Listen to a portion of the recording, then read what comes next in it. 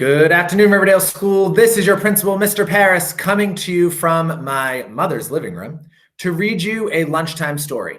Every Friday, I'm planning on doing this for you, and I'm going to be choosing different books to send to either your family's emails. Maybe I can post it on the Facebook page for the Riverdale PTO. But every Friday, plan on seeing me come into your home to read you a book that either I like or I've heard other students really want to hear. The first book today, I'm sure a lot of you have heard me read because when I come around to your classrooms, this is usually the first one I like to read because it's my favorite children's picture book. And that is Alexander and the Terrible, Horrible, No Good, Very Bad Day. This is by Judith Viorst.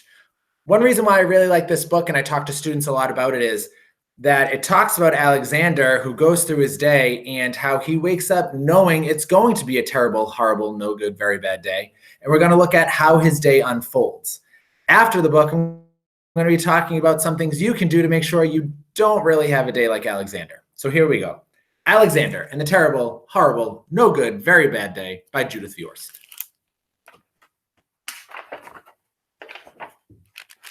I went to sleep with gum in my mouth, and now there's gum in my hair. And when I got out of bed this morning, I tripped on the skateboard, and by mistake, I dropped my sweater in the sink while the water was running, and I could tell it was going to be a terrible, horrible, no good, very bad day. At breakfast, Anthony found a Corvette Stingray car kit in his breakfast cereal box, and Nick found a junior undercover agent code ring in his breakfast cereal box. But in my breakfast cereal box, all I found was breakfast cereal. I think I'll move to Australia. In the carpool, Mrs. Gibson let Becky have a seat by the window. Audrey and Elliot got seats by the window too. I said I was being scrunched. I said I was being smushed. I said if I don't get a seat by the window, I'm going to be car sick. No one even answered. I could tell it was going to be a terrible, horrible, no good, very bad day. At school, Mrs. Dickens liked Paul's picture of the sailboat better than my picture of the invisible castle.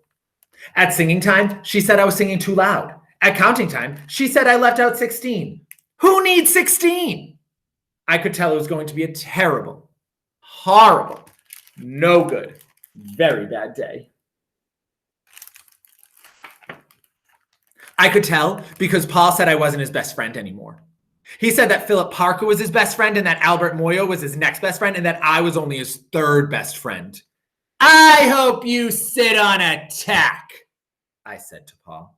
I hope the next time you get a double-decker strawberry ice cream cone, the ice cream part falls off the cone part and lands in Australia.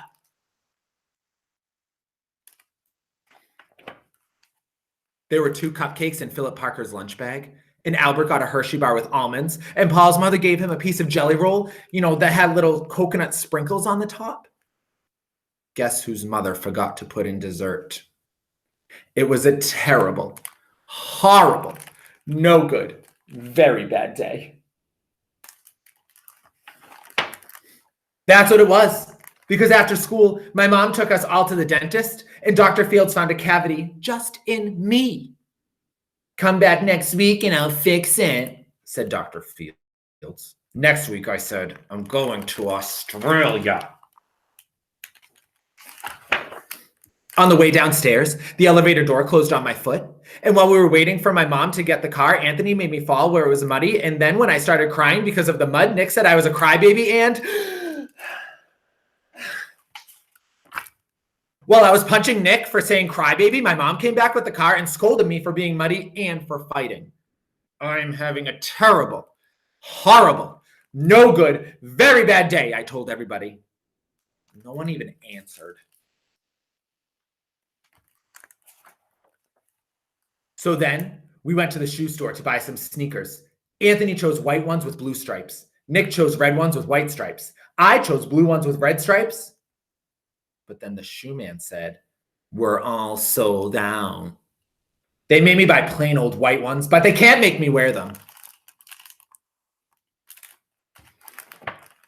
When we picked my dad up at his office, he said I couldn't play with his copy machine. but I forgot. He also said to watch out for the books on his desk, and I was as careful as could be, except for my elbow. He also said don't fool around with his phone, but I think I called Australia. My dad said, please don't pick him up anymore. It was a terrible, horrible, no good, very bad day. There were lima beans for dinner, and I hate lima beans. There was kissing on TV, and I hate kissing. Ugh. My bath was too hot. I got soap in my eyes. My marble went down the drain, and I had to wear my railroad train pajamas.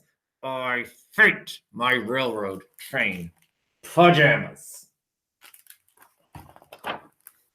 When I went to bed, Nick took back the pillow he said I could keep, and the Mickey Mouse nightlight burned out, and I bit my tongue. Ouch. The cat wants to sleep with Anthony, not with me. It has been a terrible, horrible, no good, very bad day. My mom says some days are like that.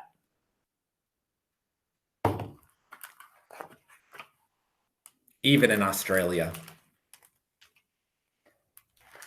So that is Alexander and the Terrible, Horrible, No Good, Very Bad Day, my absolute favorite children's picture book. The reason why I really like this, and I talk a lot about it with you students, is this. If you wake up in the morning and you're feeling like it's going to be a terrible, horrible, no good, very bad day, if you feel that way, and let's face it, we all have those days, but if you feel that way, and then you decide to say, you know what though, I'm going to try to change my attitude, you're going to have a better day. Now, if you wake up on the wrong side of the bed and you think it's going to be a terrible day, chances are it's going to be a terrible day. But if you wake up and say, it might not be my best day, but it's not going to be the worst, I guarantee you it's going to be better than it would have. So please take that advice.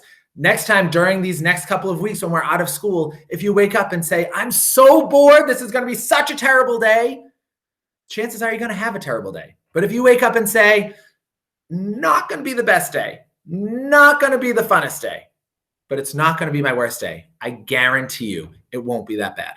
I miss you all terribly. I'm really looking forward to reading to you every single week. Be on the lookout for some other things like a message on the website that should be up later today. And I'm also going to start doing some morning announcements. Again, keep an eye out for that. Families, I hope you're all doing well. I've been talking with the Riverdale staff. We miss you all terribly, and I cannot wait to see you soon.